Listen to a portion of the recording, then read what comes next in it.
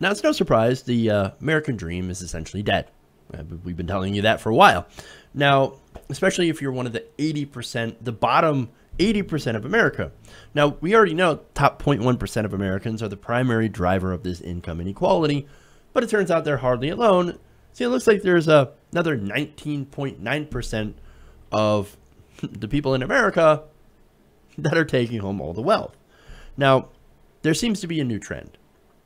According to an economics professor and Brookings Institute fellow Richard Reeves, he says the upper middle class, those earning over $120,000 a year, are also starting to separate from the rest of America.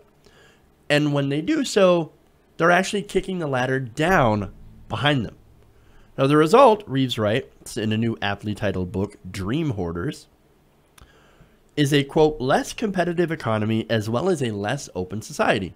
So basically, it would be more stratified along income and class like they have in Britain, for example, in the UK. They've actually got a very class-defined society. We're not supposed to be like that, but we are turning into that. Now, he writes, the upper middle class families have become greenhouses for the cultivation of human capital. Children raised in them are on a different track to ordinary Americans, right from the very beginning. Well, why is that? It's pretty obvious. These families have money. Money tends to get you very far. Now, these people might not have every single advantage, the same advantage of as a 0.1%er, but they sure have a lot of advantages. And they have a lot more than poor or working class or even lower middle class people. Now, that has an impact in several different areas of your life. For example, education, careers, housing, right? And more, Reeves found that these families do what is called opportunity hoarding, the people that are in the top 20%. Now, what does that mean? Opportunity hoarding is essentially making it harder for others who are less economically privileged to end up rising to the top. They put in structural artificial barriers for people in the lower classes to rise. Now, this situation is what Reeves says creates dynastic wealth and privilege of the kind that the founding fathers sought to avoid. Now, he goes on to explain to The Guardian that the U.S. labor market is mostly meritocratic and not some kind of medieval cartel. But it's what happens before that that is unfair. And this is actually what goes to the idea that you have more structural advantages when you are wealthy because of where you live. He says the problem is that people enter the race with very different levels of preparation. Kids from more affluent backgrounds are entering the contest massively well prepared, while kids from less affluent backgrounds are not. The well-prepared kids win, and everybody pretends to themselves that it's a meritocracy. And again, I think that's what some of this disdain comes from the poor comes from. Now, that person might think, hey man, I made it. I got a good job. I went to college. I worked hard. Don't get me wrong. I worked hard, and some of them do for sure. I got a nice house. I got a nice car. I got a good job. If I could do it, why couldn't you? I mean, we all started out with the same thing, but no, that's actually not true. They did not start out with the same opportunity, but they think, no, but anybody in America can make it if you work hard. And if you don't make it, well, that must be your fault because you were doing something wrong. You were being lazy. But again, that's not how it actually works. It's not the issue. We've talked about how people in the working class are working 2 to 3 uniquely American jobs just to get by, just to get the bills paid. Now, these jobs have stagnant wages. They've offered less pay, no benefits, and the people who work some of these jobs are often looked down on, even if they're college educated, for example. Everybody who knows somebody who went to college knows someone who ended up getting a job in a non-related field, and actually that job pays less than the field that they went into. But so there's that issue. And again, I know plenty of those people. Now, but let's get back to the upper middle class for a minute. Now, Reeves, who's a former Guardian journalist, looked at the persistent inequality of wealth distribution. He observed that there had been very little change in income distribution of the bottom 80% over the past 30 years. The action, he says, takes place in the upper 20%, who are, in effect, pulling away. Quote, it's true that the top 1% are pulling away even faster. but they are a constantly changing group with a lot of circulation in and out of it. On terms of their effect, the top 1% aren't really a big enough group to have that much of an effect. Now, I don't necessarily agree with that. I actually do think they have a bigger impact than Reeves wants to admit. I mean, let's talk about their impact on politics, for example. Just an example here is the Mercer family that gave Donald Trump $13 million to run his campaign. You also have mega donors like the Koch brothers that spend millions of dollars influencing local and state elections. And you also have on the other side, of course, George Soros, who gives a lot of money to liberal causes as well. So I think that the people who are in the 1% that are giving all the donations and all the bribes are actually having a huge impact on our policy and our society at large. But nonetheless, even though I disagree with that, Reeves actually makes some pretty good points. The problem, he says, is that upper middle class are able to point to the 1% as the problem. Quote, "It's not me, it's those rich bastards up there." Quote, "We are the 99 turned out to be an incredibly unhelpful slogan because it allowed the person in the 98th percentile to convince themselves that they're really in it together with the person in the 50th or the 20th. But that is empirically wrong because it's not where the inequality is. And it's morally wrong because the upper 20% have actually been doing very well." And again, I think that is an excellent point. Now, for example, somebody making $120,000 a year in the Midwest is not even close to being on even terms with someone making $20,000 a year. And yet, well, they're all part of the 99%, right? Technically, I mean, yeah, they are against the 0.1%, but their life experiences vary quite differently. They don't have the same problems. They don't have quite the same priorities. Now, while somebody, for example, making $120,000 a year is worried about, oh man, my taxes are going to be really expensive this year. Maybe I can get hopefully I can get my mortgage interest deduction.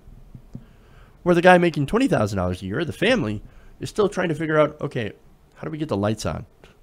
How do we make sure that we pay the electric bill this month? Because it was a little bit more expensive than I thought it'd be. So those are some major differences, right? And so you gotta really take that into effect, into context here. Now, another interesting thing is that they said that while many agree that the rich should pay more in taxes, nobody's willing to admit that they are rich. Reeves writes, "We need to be honest that the inequality problem does not kick in at 99%, but much earlier than that." Now, you might also not be surprised to find out there's a little bit of a racial component to this. Now, The Guardian notes that the hoarding of economic opportunity by the upper middle class has also served to maintain and reinforce systems that were, pre-civil rights, systematically racist. Zoning laws, for example, that were once used to maintain racial segregation in the housing market are now used to maintain classist segregation.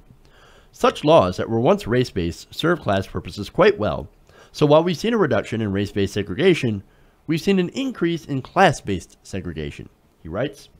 Now that's super important because where you live helps determine a lot in your life. For example, your education opportunities, your job opportunities, your city services. Really, it's a lot about geography. Where you live matters. Now, for example, if you live in a nice area that is segregated out from the poor areas, you're going to have access to better schools. Your child's going to have access to better schools because of the stupid way that we fund our school system through property taxes. So those who are living in less affluent areas and poor areas, well, not as well. There's not going to be as much funding going to those public schools, which means you're going to have a not as good of a educational experience for your child. So they're not going to be as well prepared as somebody who is in that $120,000 bracket. Now, not only that, but of course, there is also the issue of nepotism when it comes to job opportunities. Now, a good example of this is the use of internships.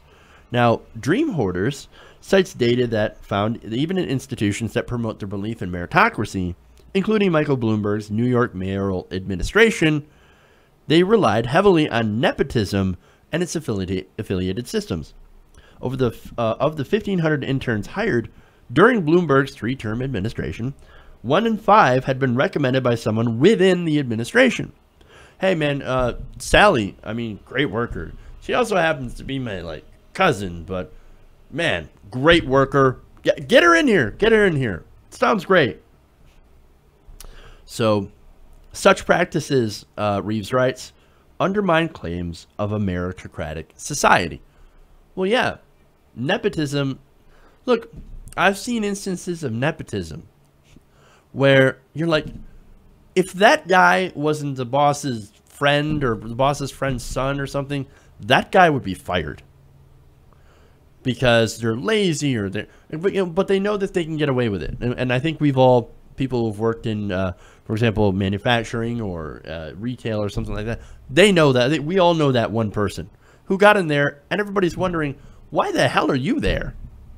How does this guy still have a job? Oh, he must be related to the boss.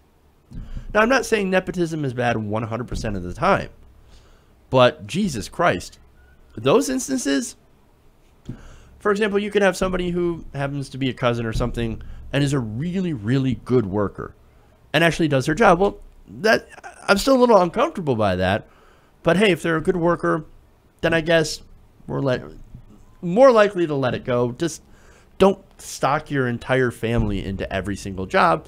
Give other people the chance too. It's about being fair. Now, so why don't we realize that this is a problem? Well, I think we do. Now, overall, though, I mean, if you pay attention, you realize this is a problem. But I think a lot of people haven't asked the question, and a lot of people are blinded by the belief that we still live in a meritocratic society, that anybody could make it in America, and that success is basically hard work and gumption. This individualistic mentality that we have here in America. And it's reinforced by the fact that some of these success stories do get hyped up by the media. Oh, look at this one person. Well, they made it. They created this business. They came in here, you know, with a couple of dimes and pennies in their pocket, and boy, they made it. You can too. Well, no, not necessarily. Rags to riches, right? Now, look, those stories are super, super rare. And it's more likely that even people who have a good idea, who have gumption, don't make it. Because it doesn't have a whole lot to do with that anymore. For all the different reasons that I've laid out. Now, in some ways, he writes, Reeves, the myth that the United States is a classless society is getting in the way. That belief, he adds, stands in the way of recognizing the privilege and advantages that's needed before any change can be brought about. Now, is it about privilege to give internships away? Internships are a leg up to the labor market, and it's striking that we don't have those conversations. Now, look, this is one of the many conversations in America that we don't have right now, that we're not able to have, I think because of the rhetoric coming from the right wing and the corporate Democrats. So, mostly the right wing, though, I think, in this case, because they like to demonize the poor by pointing out to people, hey, look, this guy worked hard. Why can't you? Why you got to be lazy and suck off the system? It's that kind of rhetoric, that anti-poor narrative that really hurts these conversations. Because our White House is a great example of nepotism. Ivanka Trump, Jared Kushner. Come on, man. Come on. Those people are definitely there because they're Donald Trump's kids. But, and again, it's not just because it's a right-wing thing. Again, we point out Michael Bloomberg, who's supposed to be this, somebody who believes in meritocracy. Now, appointing 1,500 people to his administration because they knew somebody. Somebody that was already in the administration knew them. That's a big problem. So, again, we don't have these conversations for a lot of those reasons. But overall, to the point, I think it's been pretty clear for a while that we haven't had a meritocracy in America in a long time.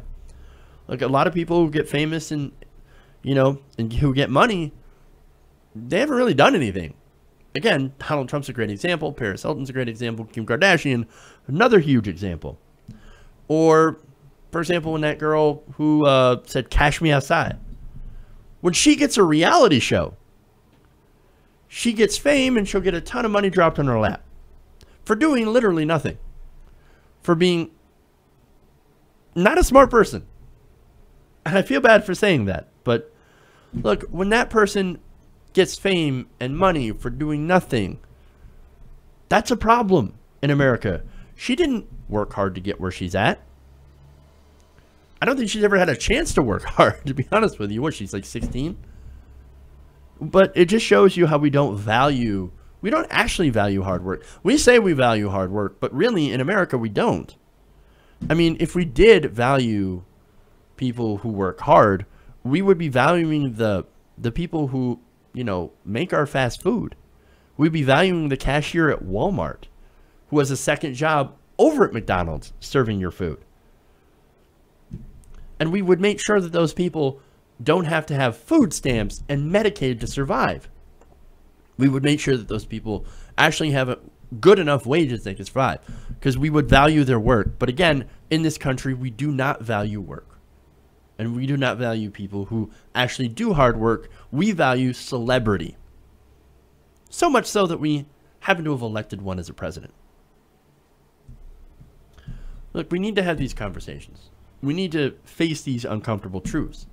And in so doing, we can move on from that in order to craft good policy so that everybody can live the American dream and not be stuck, as millions of people are, in an American nightmare. Hey everybody, thanks for watching this video. If you want to see more like this, please hit the subscribe button below.